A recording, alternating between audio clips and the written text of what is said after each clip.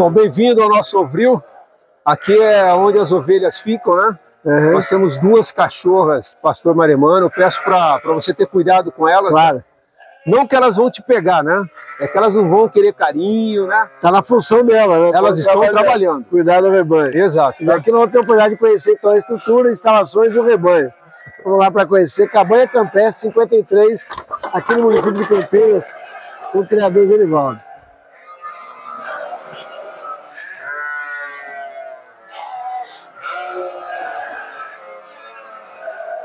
Aqui nós temos as ovelhas segregadas, separadas por categorias. Okay. Então nós temos duas baias de macho.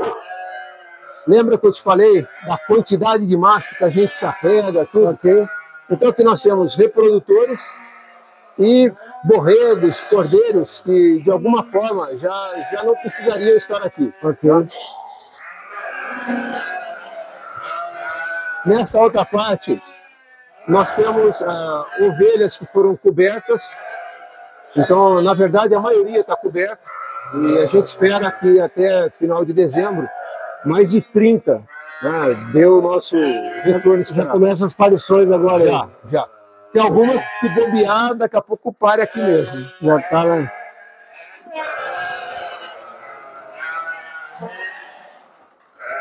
A gente percebe que algumas estão com o corte um pouquinho vencido. Lembra que nós comentamos que aproveitamos a lã? Sim. A lã da Lacaune, ela não é boa para fazer fio. Ela é muito curta, né? Então a gente deixa crescer um pouquinho para poder permitir a utilização. Exato. Então daqui a pouco começa a sessão de tosa, né? Então aqui também é um lote de ovelhas misturado um pouco. Aqui tem algumas borregas e as ovelhas que estão presas. Perfeito. Então essas duas são dos machos, né, que eu te falei. Okay.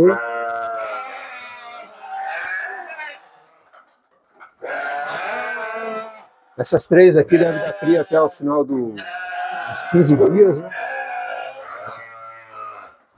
Aí tem outra característica também. As ovelhas ou os animais que vêm de fora, eles vêm no padrão da raça. Rabo cortado e tudo mais. Okay. As que nascem aqui, a gente não corta o rabo. Não está fazendo codectomia mais. Exato. Então, se você olhar as ovelhas que estão com o rabo, são as nascidas. São nascidas aqui. Exato.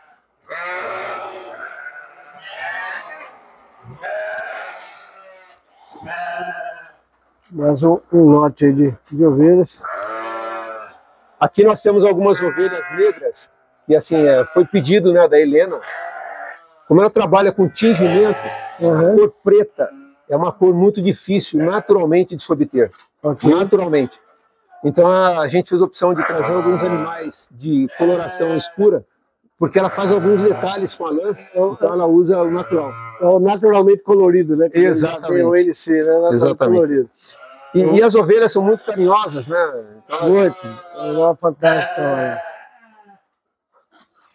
E aqui mais um lote de fêmeas. E o maremano já fazendo a função aí. Estão trabalhando mesmo, né? Estão na função deles. Então nós estamos aqui com os animais separados por categoria, né? De acordo com os lotes, todas as ovelhas sendo manejadas conforme a categoria. E a gente observa aqui, todo o capril é ripado e nós estamos distantes, né, do solo.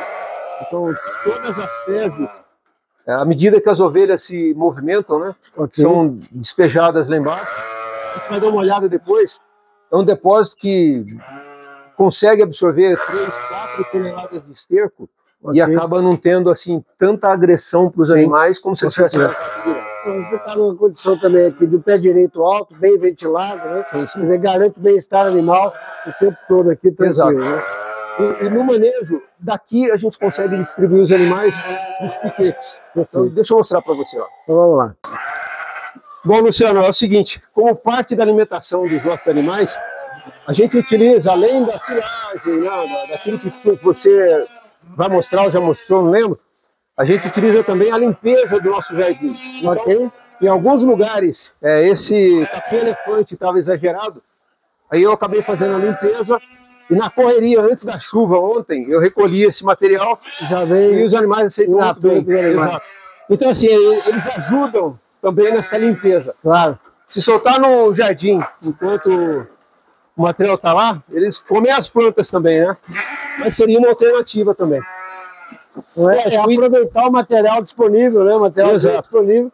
O ideal aqui seria, lógico, pegar isso daqui e botar na capineira, na picadeira, né? E processar melhor para ter não só o melhor aproveitamento, mas também o menor desperdício, né? Claro. Mas e mão de obra? Então, ou seja, enquanto eu coloco aqui, já estou preparado para picar de novo no jardim. Perfeito. Então, o material que você está tirando nessa poda, nessa limpeza da área verde da propriedade, vem toda para cá também para alimentação, além da capineira, além do feno, né? Exato. Aproveitando Só que o máximo possível. Isso que a gente está vendo, vou pegar outra lona ali. Isso que a gente está vendo é parte do material. Claro, lógico. Eles consumiram 3, eventualmente, quando você vai fazer a limpeza, mas aproveita, né? Para não deixar de ter o material. Exato. Esse daqui já é um material mais baixo, já é capim propriamente dito, né? E aqui eles aproveitam muito bem. A oportunidade que a gente está tendo aqui de ver todo o material de grama, de jardim, que é feito a poda, também vem por coxo, possibilitando aí o aproveitamento pelos animais. Principalmente nesse período chuvoso, né, Genivaldo? Já cresce mais rápido e tem que permanentemente estar limpando, né? Isso, exato. E é o seguinte, talvez seja excesso, mas a gente tem uma preocupação em não soltar os animais no pasto quando está chovendo. Primeiro porque aqueles que estão com muita lã, talvez demore um pouco para secar nesse tempo, né? Mas principalmente por conta de verminose e tudo mais. Mas consumir alimento verde, volumoso mesmo, é muito importante. Então eu passo esse alimento verde e na sequência eu completo passando um feno de boa qualidade. Perfeito. Então o feno, junto com esse capim, vai formar ali uma massa, né, um bolo ali, e o animal responde muito bem, sem dúvida. Mas lógico, não pode descuidar de fazer um bom trato na parte do concentrado. Claro, concentrado sempre suplementando aí aquilo que o capim não oferece efetivamente. Né? Exato. Então aí a gente conta com o apoio do veterinário, né, da nutricionista, a própria Gabriela já deu muitas dicas pra gente nesse sentido, né? E um fator muito importante é nesse trato de colher vegetação, a gente tem que ter muito cuidado para não trazer um alimento impróprio. Claro, com certeza. Alguma erva daninha, alguma coisa que eventualmente possa intoxicar os animais. Né? Porque na pastagem, o animal ele acaba evitando aquilo que talvez faça mal. Ele é naturalmente seletivo, né? Exato. Agora, no coxo, a gente está forçando ele a comer. Exato. Então tem que ter um cuidado necessário, efetivamente. Né? Exato. Nós estamos vendo aí o fornecimento do volumoso, aproveitando esse material da poda e da limpeza aqui das áreas verdes da propriedade, né, em que reaproveita, trazendo material de qualidade aqui para os animais, além de todo o volumoso que já é fornecido aqui na forma de feno, capineira ou a própria silagem. Bom, além, né, do concentrado que eu comentei, uma coisa que a gente tem que estar bastante atento é não deixar faltar sal. Sal mineral é fundamental, né? Suplementação é essencial, né? Porque como a gente está tratando com material, um produto que não é altamente nutricional, né? Não é especializado nisso, então a deficiência vai acontecer. Com certeza. Então, para diminuir um pouco esse aspecto, deixa só a vontade no sal mineral é fundamental. Nós estamos vendo aí todo o trabalho com alimentação, cuidado, que é a nutrição dos animais, com as instalações, como a gente já teve a oportunidade de falar, mostrando aqui toda a estrutura com os animais. Bom, como a gente estava comentando, né, é muito importante a gente ficar atento ao balanço de nutrientes do que o animal vem a consumir. Então a gente deixa no coxo à vontade uma quantidade de sal, diariamente a gente repõe e a gente consegue observar também, dependendo do tipo de alimento que a gente oferece, eles consomem mais ou menos o sal. O sal, né? Exato. Tem um dito popular, né, nessa área rural que diz o seguinte: tem feno que chama sal, né? É verdade. Então, a gente acaba tendo um consumo maior, né? Exato. Então, a gente aprende com isso. Será que não é isso que está acontecendo? É, também. Mas a gente tem que ficar de olho também na famacha, que é algo que a gente aprendeu a observar, né? No score corporal, no score ruminal. Então, assim, são ferramentas que no dia a dia a gente aprende e precisa colocar em prática. O manejo nutricional aqui, usando uma ferramenta adequada com todos, né, toda a necessidade, seja de volumoso, concentrado, também mineralização. Né? É isso mesmo, é isso aí.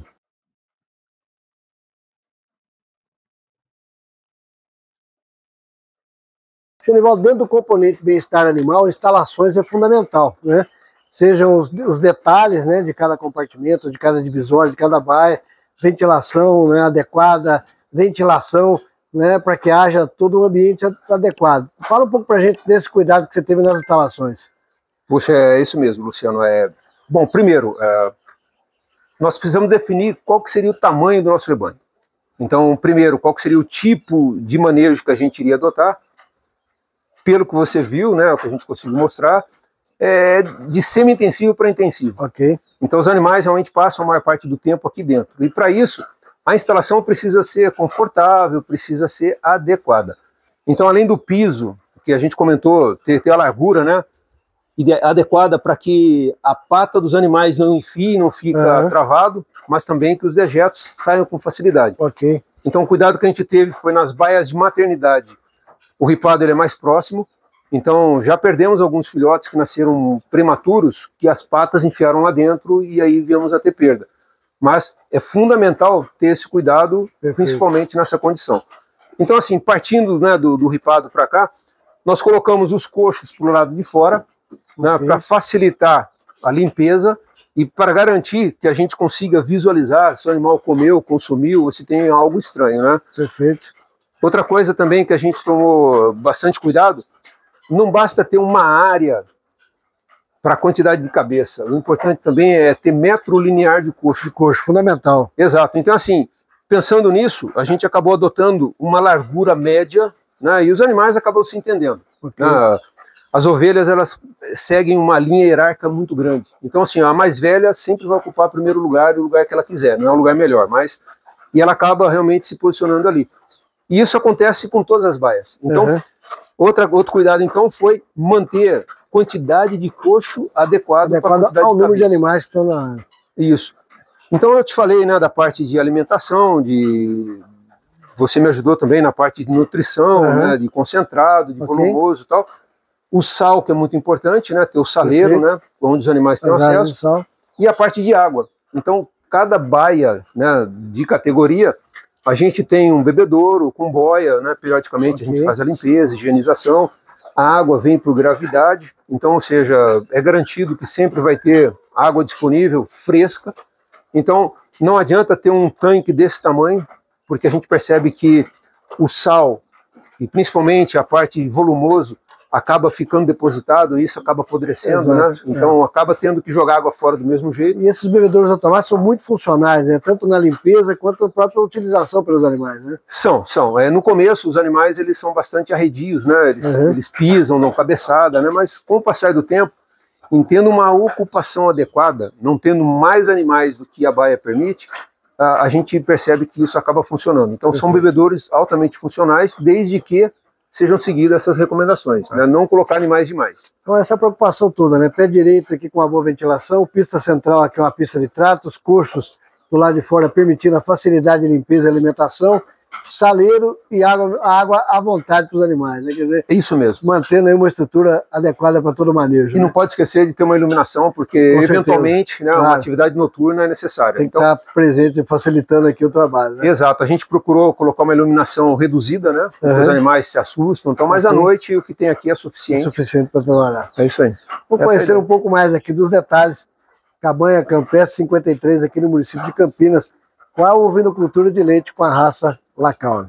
Genivaldo, um dos detalhes que a gente falava aqui do tripé, né, a parte nutricional, reprodução e sanidade, né? Como é que é o manejo sanitário? O que você tem feito em termos de protocolo sanitário aqui no rebanho? Bom, sem dúvida nenhuma, a primeira prática, né, é a diária. Do dia a dia, observando os animais. Então, quando eu venho fazer o trato, e observo aquele animal que está apático, aquele que não chega perto do coxo, né? Então, esse já me chama a atenção. Uma outra ferramenta que a gente utiliza, né, é a inspeção da famacha, né? Então a gente observa, né, a cor rúbrica, se ela está realmente dentro da faixa desejada, né? E na sequência a gente vê também, quando a gente faz a tosa, a gente fica mais fácil de ver, né? A gente vê o score corporal. E lógico, numa extremidade, pode ser que aconteça, né? Aquele animal que fica isolado do rebanho e eventualmente, né, por um dia ou outro que a gente não fez a lição de casa, né, a papada. Apareceu a papada, é seguir a recomendação do veterinário e não ter medo. Porque dali para frente eu posso perder o animal a qualquer momento. Com certeza. Mas antes evitar de chegar nesse ponto, efetivamente. Exato. Né? Então, assim, o que a gente faz realmente é preventivo. Né? É observar a famacha e tal, e outra, suprir alimentos que promovam, né, esse equilíbrio. Né? Você tem um calendário de vacinações que você faz vacinações obrigatórias, alguns tipos de vacina que fazem parte da rotina do rebanho? Sim, exato. A gente coincide a vacinação com uma das visitas do veterinário. Então, nesse momento, ele faz a aplicação, não que a gente não consiga, mas é algo que a gente pede e conta com a já está na rotina dele, né? Exato. E aí a gente faz a aplicação de vermífugo, né? Faz a aplicação de anticlostridium, né? E raiva. Então essa é a aplicação tópica, né, que a gente faz. É feito efetivamente no rebanho. Exato. Isso é seguido o calendário, anualmente a gente faz isso. Perfeito. Estamos falando aqui do manejo sanitário, mais um cuidado aqui no Capril, né, aqui no Ovril, né, da Cabanha Campestre 53, com a preocupação sanitária, nutricional, reprodutiva para boa produção, um bom manejo, né, e a produção com leite de qualidade. A ASPACO, Associação Paulista dos Criadores de Ovinos, possui como propósito fomentar a atividade de ovinocultura no estado de São Paulo, sendo um agente fundamental na cadeia produtiva, realizando uma ampla gama de atividades em todo o estado, com o objetivo de alcançar e atender cada elo da cadeia. Cursos online, cursos presenciais, dias de campo, exposições, projetos regionais de incentivo à ovinocultura, representatividade na Câmara Setorial da Agricultura, lives técnicas, Campeonato Cordeiro Paulista e muito mais.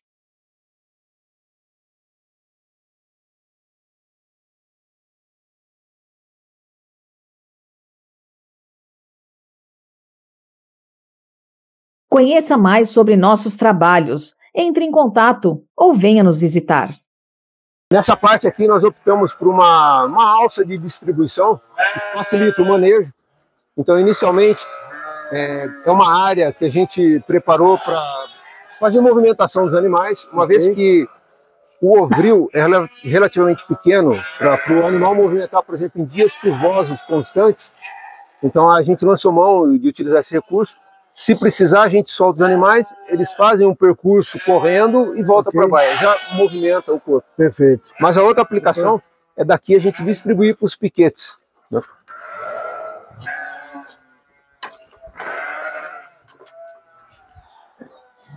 Você tem uma facilidade de manejo, abriu e fechou a porteira, você direciona para o piquete que você quer. Exato. Então, quando a gente vai fazer ordenha, por exemplo, eu solto as matrizes que estão dando leite, elas se direcionam direto para a rampa, né, da onde está a instalação de ordenha.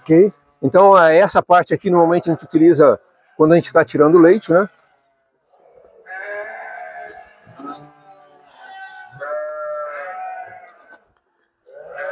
E aqui já vem por os outros piquetes aqui. E aqui distribui nesse piquete, ali em cima tem uma porteira que a gente joga para o piquete externo, né? Perfeito. A gente utiliza, por enquanto, esses internos, mas tem mais 4, 5 piquetes no entorno. E continuando aqui, os piquetes vão até a represa. Então nós temos mais uns 10 piquetes lá para baixo que depois a gente consegue ver também. Perfeito. Uma área que você efetivamente, rapidamente, com muita facilidade, você consegue manejar os animais, trazendo para qualquer área. Sem esforço. Os animais eles se acondicionam muito fácil. Então, lógico, se solta um cordeiro recém, né, pronto para o pasto com 2 meses, ele é chucro, ele é bruto, ele não obedece, ele não vai com ninguém, ele quer ficar berrando. Mas depois de fazer isso algumas vezes, ele mesmo já se sente à vontade. abriu a porteira, ele vai direto. Já fica bem condicionado, sim, né? Sim, é muito bacana ver isso. Nós estamos vendo esse manejo, a alça que foi montada aqui com as diversas porteiras, que facilita os animais efetivamente a irem aqui para os piquetes já dimensionados e que estão distribuídos em toda a área aqui na propriedade. Lembra?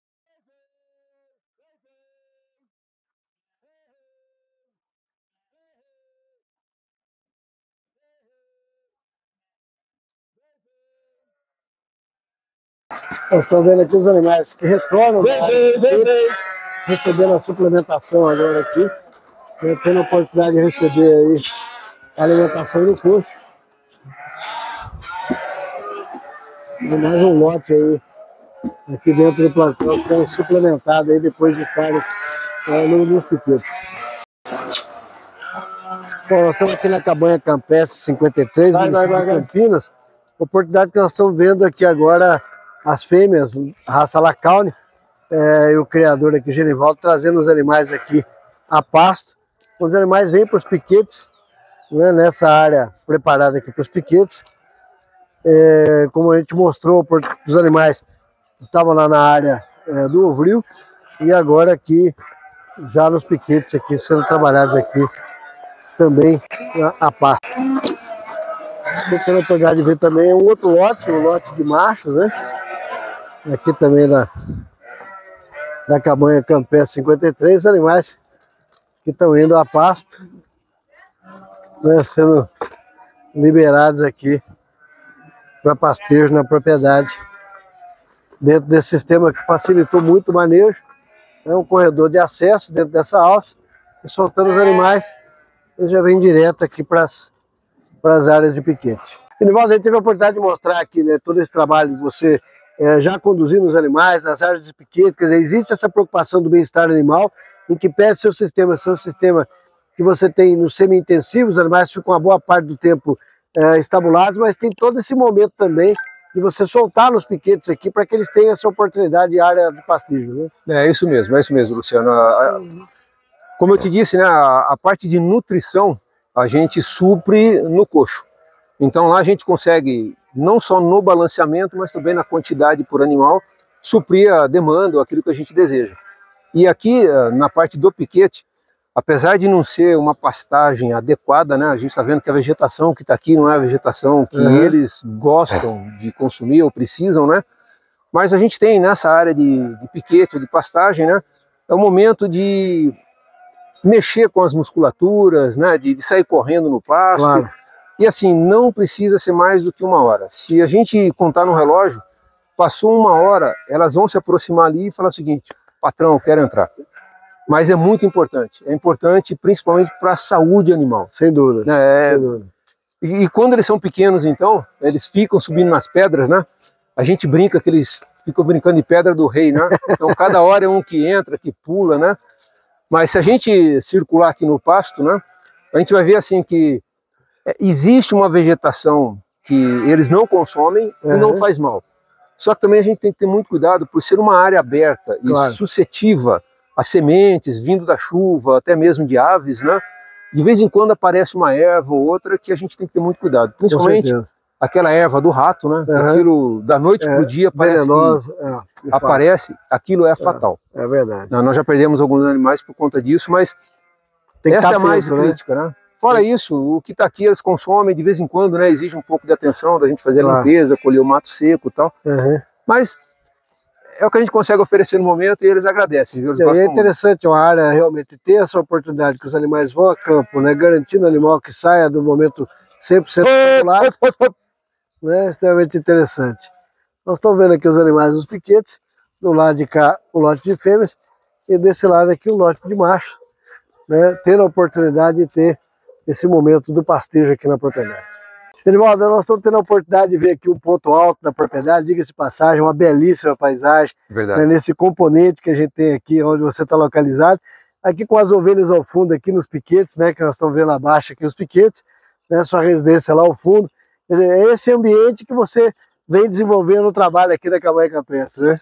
É isso mesmo, com respeito à natureza. A gente sabe que é um processo demorado, né, que às vezes a gente faz um plantio, a gente poda, não dá devida atenção, o mato cresce mais rápido do que aquilo que a gente plantou, né? Mas aos poucos a gente vai vendo que com esforço dedicado no momento certo, a coisa funciona. Se você der uma olhada aqui atrás, por exemplo, olha, o que a gente tem aqui? A gente tem a composição do piquete, né, que é braquiária, né, algumas ervas que estão crescendo, então, mas ao mesmo tempo a gente tem aqui uma capineira, né, de capim-elefante que está vindo maravilhoso aí. A ideia é que a gente estenda essa parte de capim-elefante, né, nessa parte de montanha, nessa parte de vegetação um pouco mais difícil, né, do animal trabalhar. Mas uma outra coisa que a gente percebe, a gente lê muito, a ovelha é um animal de rebanho, né? Sim. Então assim, ela não fica sozinha. Não, animal gregário, fica sempre em grupo, né? Exato. E ao mesmo tempo, essa região aqui não seria uma região recomendada para esses animais, principalmente por ser uma área pequena e muita alteração de altitude. Ela prefere ficar olhando, né, o seu vizinho, fala, onde você está? Eu estou te vendo, né? E aqui talvez isso não proporcione.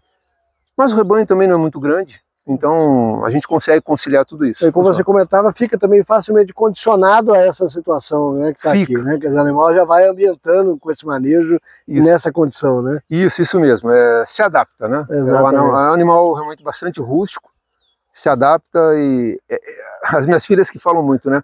É um animal muito inteligente, mas muito teimoso, né? Então a gente tem que aprender e conviver com isso. Junto com ele, né? Exato. A oportunidade que a gente está tendo aqui, nesse ponto que a gente está aqui na propriedade, Cabanha Campé 53, aqui no município de Campinas, né? Nós estamos aqui no distrito aqui do município de Campinas, a oportunidade que a gente está tendo de ver aqui a estrutura e os animais aqui na propriedade. Enivaldo, uma preocupação que você traz aqui também para o dia a dia da propriedade é a questão da sustentabilidade, né? Nós estamos numa área aqui que foi uma preocupação sua de isolar, não ter acesso aos animais e de fazer o reflorestamento da área. Isso mesmo. A gente percebeu que, por ser uma região bastante pedregosa, né, a vegetação ela vem com muita dificuldade. Então, se nós não tomarmos cuidado, essas grandes rochas, né, uma ou outra, né, pode se deslocar e aí acaba acontecendo efeito dominó e provocar aí um desastre ambiental. E a gente optou então por proteger. Então, tanto aqui quanto na beira da represa, lá embaixo, se a gente tiver chance de ver depois, nós plantamos, né, e no total dá quase 1000 mudas. É isso que a gente conseguiu, mas tudo mata nativa. E a gente preferiu abrir mão, né, de ter essa área, que talvez não fosse uma área de um piquete muito interessante, né, porque não ia produzir muito, para ter esse reflorestamento. A proteção ambiental. Inclusive você está fazendo um outro trabalho aqui, que é até apicultura, inclusive na área, né? Sim, é verdade. Nós temos aqui algumas colmeias, né? Não é uma área grande para ter muitas, mas é de alta produção. Nós temos cerca de 25, 30 quilos de mel por ano em cada uma das colmeias. Mais uma atividade que você está agregando e aproveitando toda essa questão da proteção ambiental, né? Sem dúvida. O mel totalmente ecológico aqui, né? Orgânico literalmente, né? Com todo o trabalho e cuidado aqui da propriedade. Sem dúvida. E nessa fase que a gente está de reflorestamento, as abelhas são muito importantes, né? Com certeza. Para a produção da natureza, né? A polinização de fato. Exato. Então, nós estamos vendo aqui esse cuidado, esse trabalho aqui sendo desenvolvido na propriedade, com a questão ambiental, né? Com todo o cuidado necessário aqui à área de produção. Bom, Luciano, dando continuidade então naquilo que a gente viu embaixo do capril, né? Os dejetos sólidos, né? A urina também, né? As fezes que o animal acaba colocando para fora, a gente deposita então embaixo do ovril e periodicamente uma parte eu deposito nessa capineira, né? Então no momento adequado a gente acaba adubando, devolvendo, né, os nutrientes, matéria orgânica para o solo, né? Então a gente percebe que está uma capineira muito bonita, está com diversos cortes, mas por conta do manejo e da limpeza do terreno que a gente vem fazendo. E uma outra parte, a gente aplica também nessa composteira. Então essa composteira aqui, ela é modular, então a gente consegue aumentar a altura dela na medida que eu tenho necessidade, né? Então hoje eu estou com 30% da capacidade dessa composteira. Da mesma forma que a gente fez tudo modular, eu consigo duplicar se for o caso, né? Mas essa composteira ela tem assim, múltipla finalidade, além de compostar o material. Uma delas é receber o soro. Então, inicialmente, nós tínhamos muita preocupação com o que fazer com os dejetos numa área de proteção ambiental. Então, nós escrevemos, nós desenhamos o projeto, dando o destino do soro, né, para a compostagem. Perfeito. A gente lê muito, né, que o soro ele é bastante rico, né, em nutrientes, né, E ele pode ser aplicado direto no solo, mas a gente fez a opção de depositar na composteira e aí enriquecendo, umedecendo, né, a matéria orgânica, devolver esse nutriente num futuro próximo. E serve também, né, de um lugar para que a gente possa fazer descarte das carcaças. Ok. Então, eventualmente o animal que por qualquer razão exatamente. morre. Então, numa área de proteção ambiental, apesar de eu estar numa área rural, numa área que tem espaço, né, a gente fez a opção por descartar, né, eventual carcaça dentro da composteira. Quer dizer, você abre, faz ali como se fosse uma fossa, uma vala, coloca a carcaça e ela vai decompor aí junto com o material orgânico que está aí, né? Exato. Então eu disse modular, porque assim, aqui aceita 1, 2, 3 carcaças simultaneamente. Mas se houver algum surto, se tiver algum evento que a gente precise descartar as carcaças, né, eu vou conseguir fazer de uma forma bastante adequada. Por isso que a gente mantém também um estoque, um volume de esterco verde, para a gente poder fazer esse manejo, se for necessário. E, inclusive, a área toda isolada, coberta, quer dizer, você tem toda essa preocupação também de ter todo esse controle no entorno, né, Geraldo? Perfeito, perfeito. Esse projeto aqui a gente adaptou, né, a gente leu ele do material da Embrapa, né? A Embrapa é fantástica, viu? Tanto na parte de construção do ovril, quanto nessa parte de manejo dos dejetos, né? 100% nós utilizamos o material que eles recomendam lá. E funciona, viu? É forrado embaixo, né? Não tem contaminação do solo. Funciona. Em média, quanto tempo esse material fica nessa área? Bom, o material ele se decompõe depois de 90 dias. 90 dias eu consigo transferir ele para um outro depósito, aplicar em vaso, aplicar em torno da residência, não tem cheiro, não tem odor, ele já está totalmente decomposto. Mas é que eu mantenho sempre essa reserva, porque aqui ele já está populado com a biota necessária para fazer a decomposição. Perfeito. Então, se eu colocar um material novo, já tem aí todo micro-organismos que já estão em atividade, né? Exato. Então, assim, acelera o processo. É manter úmido e colocar comida. Perfeito. E rapidamente ele decompõe o material. Nós estamos vendo aí mais essa preocupação, além de toda a área de reflorestamento, inclusive que a gente está vendo ao fundo aqui a área de reflorestamento, também a preocupação em ter aí toda a parte da compostagem, tendo a composteira devidamente isolada, cercada, permitindo todo esse controle aqui dos dejetos, tanto do laticínio, quanto também aqui o esterco orgânico dos animais. Bom, eu te mostrei a parte da composteira e o propósito dela, né? Que é absorver o soro, as carcaças, né? E decompor o material e oferecer o nutriente de volta para o solo. Mas uma preocupação nossa também é com o meio ambiente, né? É o que fazer com os dejetos que saem da nossa queijaria. Então aqui nós estamos na instalação onde nós fazemos o tratamento do efluente. Então, por estar numa APA, o dejeto não pode ser os convencionais. Então, não é fossa séptica, sumidouro, é isso que funciona. Então, outros projetos mais agressivos, mais elaborados, precisam ser adotados. No caso aqui, a gente aplicou, então, valas de infiltração. Então, aqui nós temos um filtro anaeróbico. Então, nesse filtro, o soro ou o esgoto, ele é decomposto e o efluente que sai dele acaba sendo conduzido, né? A gente vai até ali na frente para dar uma olhada, né? Em valas de infiltração. São valas com mais de 30 metros de extensão, uma profundidade de 1 metro, 1,5 metro, larguras também de 1 metro, mas com leito de meio metro de rochas, né? Que forma aí a parte de infiltração da água. Então o que nós proporcionamos aqui foi uma alimentação hídrica numa superfície relativamente próxima do solo, né?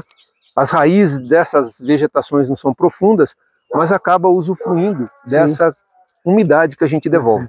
Inclusive, lembrando aqui, você chamava a atenção da gente, um projeto devidamente licenciado pela CETESB, que é o órgão ambiental do Estado de São Paulo, né? É esse projeto aqui. Então, nós apresentamos o projeto assinado, né, por um engenheiro qualificado, né, ambientalista, tudo, e ele foi aprovado pela CETESB e homologado.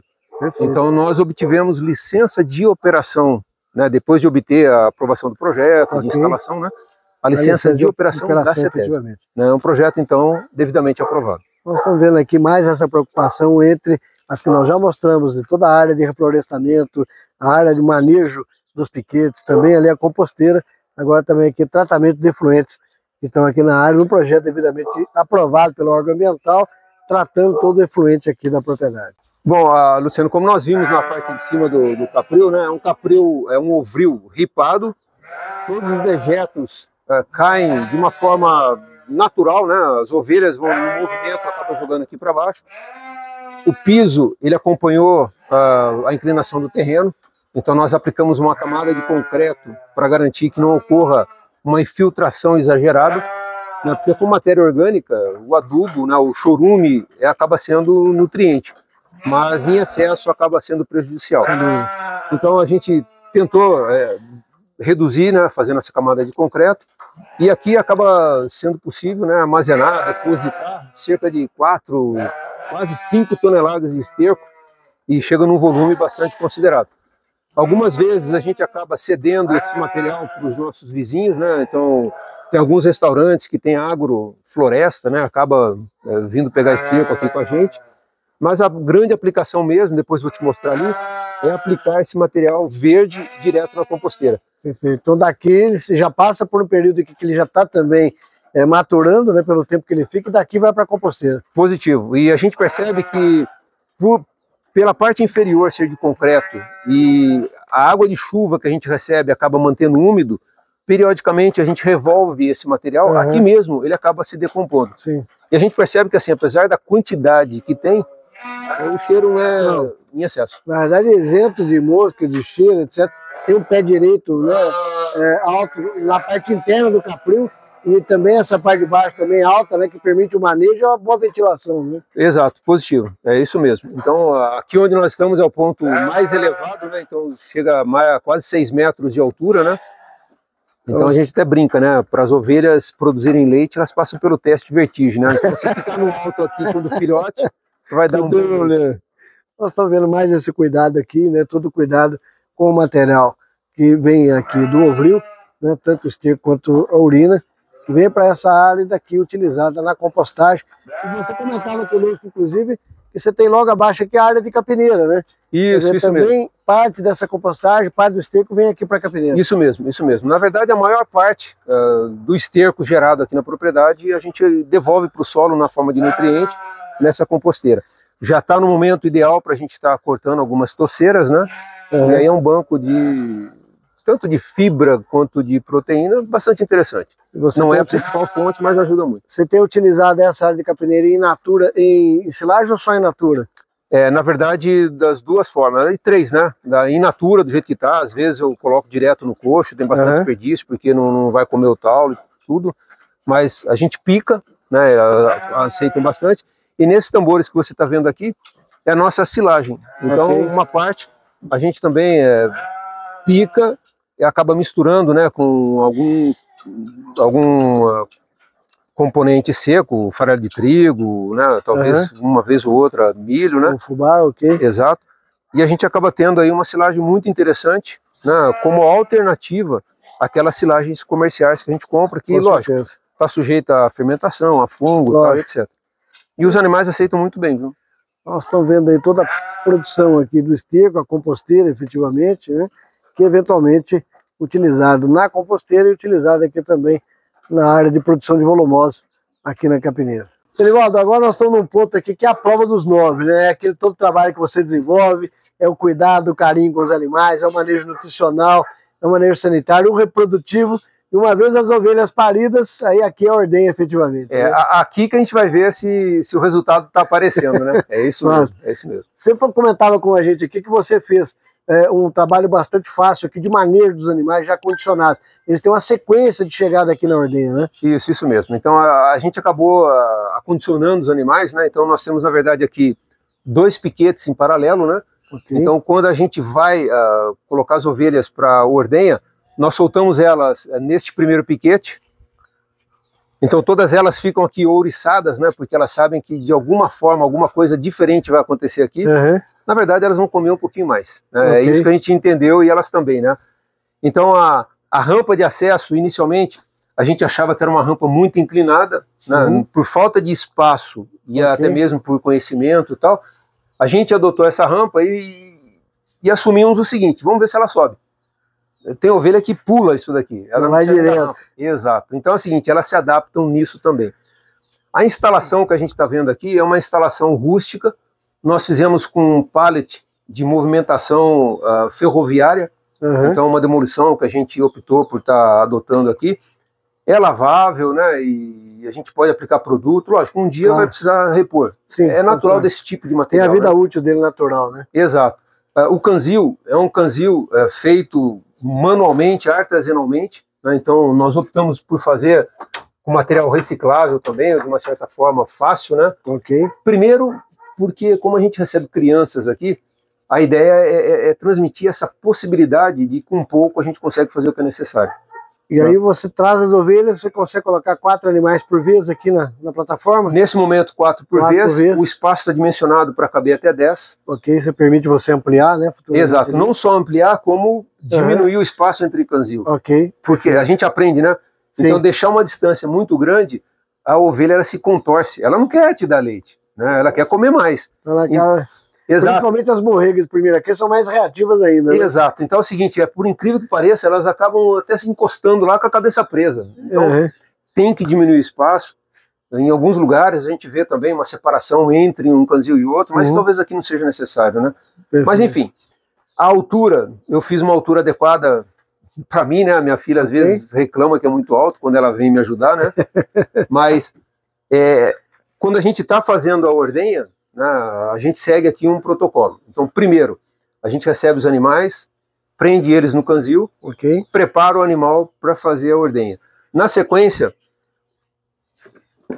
a gente não aplica aqui a lavagem do teto. A lavagem do teto, da teta em si, a gente faz uma primeira limpeza, tira o excesso de lanolina, né, quando a gente inicia a ordenha. Mas no dia a dia, a gente faz a limpeza do teto mesmo. Né? Então, quando a gente recebe o animal aqui, a gente aplica o pré-dipping. Né? São diferentes soluções que a gente aplica. Às vezes solução de iodo, às vezes solução, né, clorada. Né? Então a gente aplica um pré-dipping, faz uma higienização prévia, tira o leite e depois da extração do leite a gente faz um pós-dipping. Né? Então o pré-dipping é um sabão, um detergente que faz a limpeza, desengordura, tudo, né? E tira, né, o tampão, que naturalmente acontece. E o pós-dipping serve como um protetor. Né? Tem emolientes, né, produtos que vão ser aplicados para proteger, né, a pele do teto, da mama e tal. Aí a gente consegue manter a saúde animal também através disso. Trabalhar a sanidade do ubre e qualidade do leite, né? Isso, né? Exato, processo, né? Exato. Então, após feito a pré-higienização, né, antes de iniciar a ordenha, nós fazemos o teste da caneca telada, né, que é essa caneca aqui, exato, de fundo preto, né. Aqui a gente então tira 3 jatos de cada teto, avalia, né, um por um, se apresenta grume. Então aqui a gente faz aquela inspeção visual, de análise clínica, né. Então assim, é muito simples, é rápido, né, e a gente consegue perceber o animal está são. Mas tem, às vezes, momentos que a gente não percebe e isso aparece no leite. No momento que você faz aí Exato. Então, se tiver alguma inconsistência, né, a gente consegue perceber aqui. Separa o animal, ordenha por último, né, faz realmente outros exames e, às vezes, até descarta o leite durante todo o período, dependendo da intensidade dessa condição. Um outro teste também de qualidade do leite que a gente faz é o da raquete, né? Aqui, utilizando aí o CMT. Aqui está uma prova, né, que não tem material específico para ovelha, né? Então a gente brinca que a gente consegue fazer 2 ovelhas por vez, né? Mas enfim, é aplicado para vaca, né? 4 tetos, e a gente aplica aqui direita e esquerda e consegue ver a qualidade subclínica, né, do leite. Se existe uma mastite aí, né, ou não. Então nós temos a parte visual, condição de sanidade, tem a parte de análise clínica e essa aqui subclínica. Né? É fundamental, né, para ter essa quantidade, qualidade do leite e também a garantia da sanidade do ubre do animal. Exato, mas além disso, né, a gente não pode também deixar de falar, deixar de comentar que todo mês a gente encaminha o leite para fazer análise qualitativa, né, para verificar se a nutrição que a gente está suprindo é adequada, se está atendendo o nível de gordura, de proteína necessários, né? E além disso a gente vê também, né, o CBT, né, que é a contagem bacteriana. Então a gente utiliza essas ferramentas para garantir, né, que o leite que a gente está extraindo, que está produzindo, está colocando no nosso produto, é um leite que vai trazer, né, a segurança alimentar necessária. E que vai garantir com certeza a qualidade do produto final, e aí a clientela, seu maior fiscal, né? Quer dizer, sem dúvida nenhuma. Que vai estar consumindo um produto de qualidade, está sempre voltando, buscando consumir. Exato. Né? E a gente percebe que faz diferença, né? Nós estamos vendo aqui a estrutura aqui da ordenha, né, aqui da propriedade, com todo o cuidado necessário aqui, né? E além disso, né, lógico, hoje nós não estamos tirando leite, já faz aí algumas semanas, alguns meses, né? Mas daqui para frente, no momento em que a gente iniciar, retomar os processos, né, tem também um protocolo de preparação para vir para essa área. Claro. Então, da mesma forma que a gente faz lá na queijaria, né, a gente troca o calçado, né, coloca um avental, coloca a touca, né? Em alguns casos, dependendo, se tiver incidência de mastite, a gente utiliza luva, né? Principalmente para não passar de uma ovelha para outra, né? E a gente adota o seguinte: dessa porteira para cá é uma área limpa. Então, ou seja, só adentra no momento que a gente está fazendo ordenha se tiver adequadamente com essa vestimenta. Claro. E no momento que a gente adentra essa área, né? Fazemos a higienização com detergente e sanitizante, né?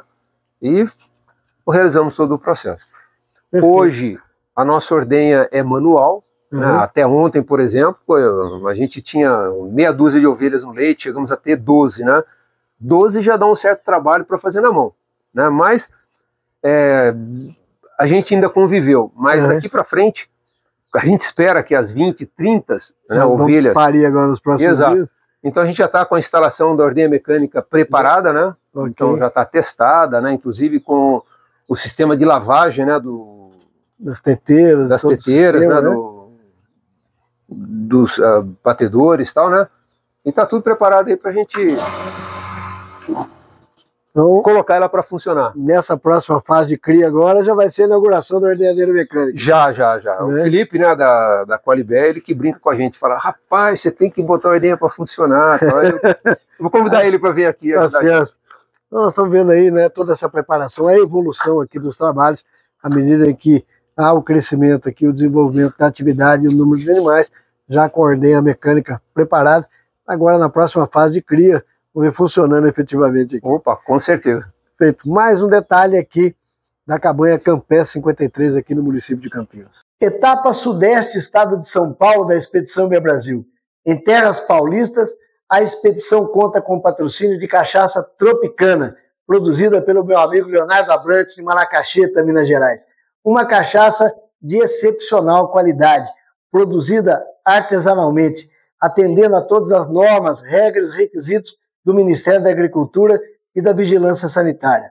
A produção de cana-de-açúcar, com todas as práticas culturais agronômicas adequadas, manejo de solo, controle de pragas e doenças, adubação e, principalmente, a colheita no ponto certo para garantir a matéria-prima para a qualidade da cachaça Tropicana.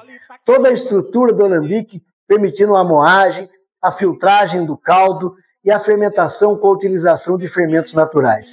A destilação em alambiques de cobre, aquecidos a vapor, permitindo um ambiente isento de fumaça, garantindo não só a qualidade da cachaça Tropicana, mas um ambiente adequado para todos os colaboradores que lá trabalham.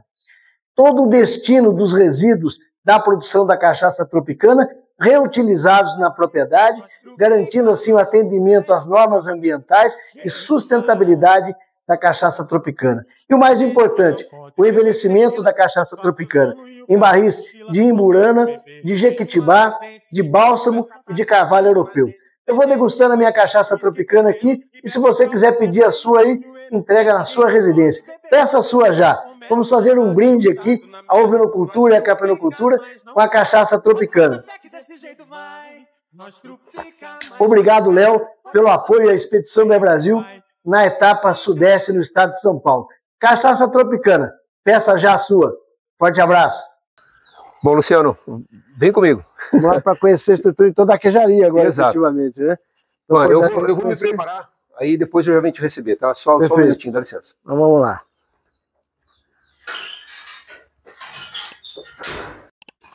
Bom, Luciano, prazer tê-lo aqui na queijaria. Por favor, né, seja bem-vindo, mas antes, se prepare, né? Coloque aí o material necessário. Com certeza. E a gente aguarda você na entrada.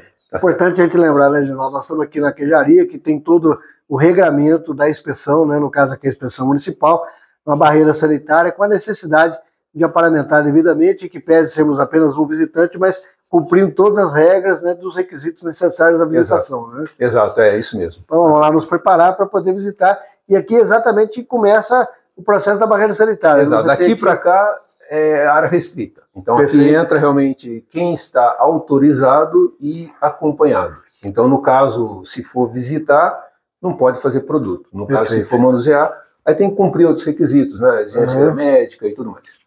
Nós temos aqui que estruturas de apoio que você tem logo nesse início aqui? Como é que Bom, nós passamos aqui pelos vestiários, né? Que atende o público em geral.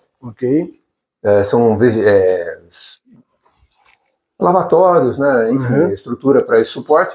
Aqui nós temos um vestiário exclusivo, né?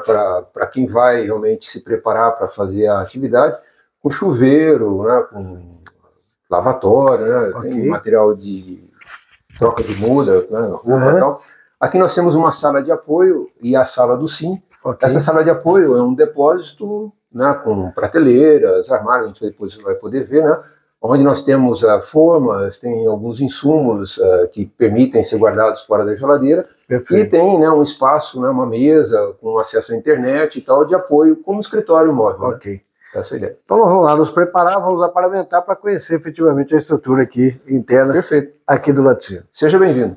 Bom, Genivaldo, devidamente aparamentados, né, adequadamente para podermos ter a visita. Você nos apresenta, vamos conhecer a estrutura? Claro, por favor, seja bem-vindo. Então vamos lá. Então aqui nós vamos passar por uma barreira sanitária, né, antes de acessar a área de produção, mesmo fazendo a higienização, né, na troca de roupa e tal. Então, como protocolo, como procedimento, a gente faz a higienização antes de acessar a área de produção. Por favor. Então, vamos lá conhecer a estrutura. A barreira sanitária. E aqui já é toda uma área também necessária, né, para a higienização de mãos, de pés, já vem todo esse trabalho, né, Genivaldo? Exato. Nós optamos aqui por utilizar sapato exclusivo. Então, ou seja, se eu precisasse adentrar a área utilizando um outro calçado, aí eu teria que fazer o uso, né, da ducha higiênica aqui e fazer a lavagem da bota. Mas assim, na prática, no dia a dia, a gente percebe que trocar a vestimenta completa é muito mais seguro e adequado do que a gente fazer simplesmente a lavagem, passar no equipamento e tudo mais. Perfeito. Mas enfim, a instalação aqui nós estamos é para esse propósito. Né? Então, aqui mais uma vez, então, a gente faz a higienização completa, lembrando que antes de adentrar a área, tem uma ficha, um checklist que a gente segue, né?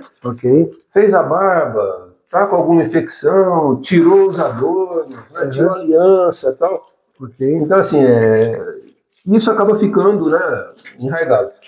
Toda a instalação aqui dentro da queijaria é uma instalação lavável, então, ou seja, ela permite receber água, né, então cai água no chão, depois a gente lava, não tem problema, né? Então, uma vez preparados, né, você não vai mexer em produto, né? Perfeito. Você não vai mexer em produto. Sim, claro.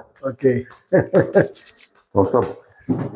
Então, nós tivemos aqui o Fernando de essa área barreira sanitária, né, com toda a parte da higienização, e que permite efetivamente o acesso do que for trabalhar no espaço adequado aqui na estrutura. Saindo da área de higienização, agora nós vamos adentrar a área de recebimento. Então, por favor. Aqui no recebimento, o leite de ovelha, ele permite ser congelado. Então, lá na ordenha, a gente viu os leites guardados em freezer, né? Então, nós fazemos uma higienização antes de adentrar a área de produção. Então, nesse tanque, a gente faz a lavagem externa da embalagem.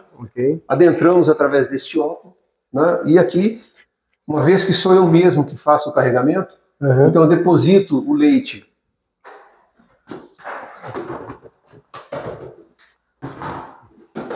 congelado em bandejas, em baldes ou em saquinhos aqui dentro. E vou terminar de me preparar. Quando eu faço a higienização, aí eu adentro aqui e fico as horas necessárias para processar. Perfeito. Então, ou seja, se for em embalagem, essa aqui, por exemplo, é uma delas, então eu pego essa embalagem de leite, já higienizado lá fora, e trago ela para dentro do tanque de processamento. Eu trabalho sempre com bandejas, que é muito mais prático, né? Primeiro, porque no final do dia sou eu que limpo. Então, vou lavar a bandeja é mais prático do que ficar lavando, né? Apesar de lavar com água é uma coisa, mas tirar leite depois é mais complicado. Não tem dúvida. Então, se eventual vazamento ocorrer, corre nas bandeiras. Na bandeja. Então, eu trago essas formas e aqui eu faço o descarregamento do leite e já coloco, né, o material que eu vou higienizar na pia de limpeza para, na sequência, eu fazer a limpeza. Lembrando que esse leite ele veio congelado lá de baixo, né? Exato. É o momento que você vai fazer o processamento a partir daí, né? Exato.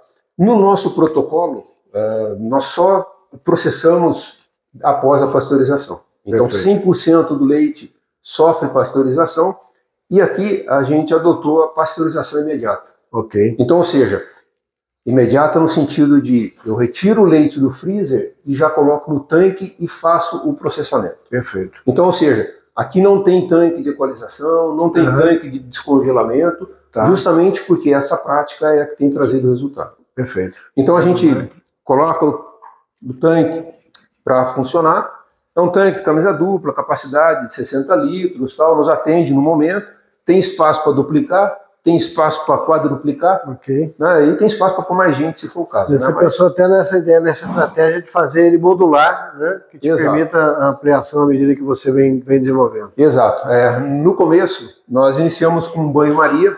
Então, quando nós fizemos o primeiro iogurte, a gente fez numa cuba de 5 litros, né? Então, pensando naquela versatilidade, né? Então, num banho-maria, uma cuba dessa, a gente consegue processar 5 litros, consegue processar 10 litros, e agora a gente consegue processar, além desses, né? Mas esse já trabalhando aqui no pasteurizador. Exato. Perfeito. E como a gente falou, né, a gente procurou preservar toda a questão do aspecto natural, claro, rústico e dar visibilidade. Então a gente tem as paredes de vidro que você consegue ter um ambiente mais harmonizado com a natureza. Inclusive, eventualmente o visitante que esteja aqui do lado de fora, ele consegue ter um pouco do contato e ver um pouco desse funcionamento. Bonito, aqui, né? Bonito. Então, o beija-flor aqui ao lado, né, e toda a paisagem aqui, efetivamente, aqui, né? Exato. As ovelhas pastando aí. Perfeito, fantástico. Quer dizer, compõe muito, né, essa condição do ambiente que você está, com todo o processamento, a produção, e essa experiência, né, de estar nesse ambiente, embora urbano, mas numa área completamente rural, né? Exato. Então, agora eu vou mostrar o coração da queijaria aqui. Então, nós temos uma instalação compacta, então, ou seja, todos os utensílios necessários se encontram aqui dentro. Então, do tanque de processamento, a gente faz o processo na mesa, né? Então, quando eu estou processando o queijo, fica dedicado para isso. E faço a parte de salga e agora a gente vai ver a parte de maturação. Então, é importante a gente conhecer aqui um pouco da estrutura, lembrando, né, de um laticínio totalmente inspecionado, com as técnicas, normas e regras, para ter aqui o produto de excepcional qualidade, que nós vamos conhecer os produtos daqui a pouco. Bom, então, vamos conhecer a nossa câmara de maturação. Perfeito. Então, uma vez processados os queijos, aqui vem agora a parte, uma nova fase do queijo. Uma nova fase. Aqui é onde ele fica a maior parte do tempo, né? Conhecendo aqui a estrutura. Bom, nós estamos numa antecâmara, então essa câmara é onde a gente faz a preparação dos queijos, e nós fazemos também a limpeza, a higienização, algum outro tratamento específico que seja necessário. Perfeito. Então hoje nós temos pecorino, nós temos morbier e nós temos manchego. Né? Além desses queijos, né, tem outros que estão sendo fermentados, que você viu ali, que a gente não pode acessar, porque o produto ainda está no meio do processo. Perfeito. Né? Então esses queijos estão prontos, você pode escolher o que você vai experimentar. Né? Essa fase, a fase mais difícil dessa visita, né? Exato. Nós temos então 2 ambientes, então esse daqui, uma capacidade de 500, 600 quilos de queijo, e tem um outro ali que cabe 1.000, 1.200 quilos. Já deixou preparado para a expansão futura, já está preparado para receber mais produtos aí. Nós estamos com algumas prateleiras já preparadas. Nos próximos meses a gente deve estar já começa terminando. Tá? Qual a média de maturação de cada um desses tipos de queijo, Gelimão? Na verdade é o seguinte, esses queijos, por degustação, a gente percebeu que 45 dias é onde ele desenvolve todo o aroma, toda a textura, característica de queijos mais maduros. Então, ou seja, essa instalação que nós temos é uma instalação com temperatura e umidade controladas, né? Mas que confere, né, características ao produto como se ele fosse mais maturado do que ele é. Então, ou seja, um queijo deste, esse aqui é um manchego, né, um queijo que tem 20 dias, né, ele desenvolve aromas, né, e textura como se fosse um queijo já de 60 dias. Perfeito. Então, são características típicas aqui, próprias aqui dessa condição que você tem. Exato. Então, 45 dias nesta condição confere um queijo de 6 meses. Perfeito. Que é o que é muito apreciado, que está sendo bastante aceito no mercado. Então nós temos aqui o manchego, qual outro queijo que você está maturando aqui? Então, esse daqui é um manchego, esse daqui é um pecorino. Então a gente percebe que esse daqui é mais fresco pela coloração, né? Mas pela sensibilidade no tato, né, a gente percebe que esse carrega mais umidade, né? Enfim. E se a gente comparar com queijos mais maturados, lembra que nós falamos da cor cobreada? Sim. Então, um queijo pecorino maturado, ele carrega essa característica. Então, esse aqui é um queijo que tem cerca de 2 anos. 2 anos, né? Exato. Tinha muitas peças aqui, né? Mas a gente recebe alguns amigos, né? E o pessoal não resiste, né? Deixa eu provar, deixa eu comer, né? E acaba faltando. Então, quando você pergunta assim, qual a idade média dos meus queijos, né? São todos jovens. Jovens porque tem saída. Claro, então eu faço, quando chega a 45 dias, você já hoje disponibiliza. Já tem endereço certo. Né? Perfeito. Então, nós temos também aqui algumas peças, né, do Morbier, né, aquele queijo que depois a gente vai contar a história degustando, né? Mas é um queijo que é um aroma fantástico, é um queijo muito bonito e muito saboroso. Não é à toa que tirou prata. Não. É verdade. Então, isso é o que a gente tem no momento. Né? Mas, como você pode ver, aqui tem espaço ainda, né, para a gente preencher com a produção que vem em dezembro. Né? É isso que a gente está esperando aí para os próximos. A oportunidade de vermos aqui a câmara de maturação, né, dos queijos produzidos aqui, Cabanha Campanha 53, aqui no município de Campinas. Você que acompanha a Expedição Ver Brasil, se inscreva no canal do YouTube, nos acompanhe na página do Instagram e no Facebook para você acompanhar o dia a dia da expedição e para conhecer histórias como essa, que nós vamos contar por esse Brasil afora. Vamos ficando por aqui, até a próxima, um forte abraço a vocês.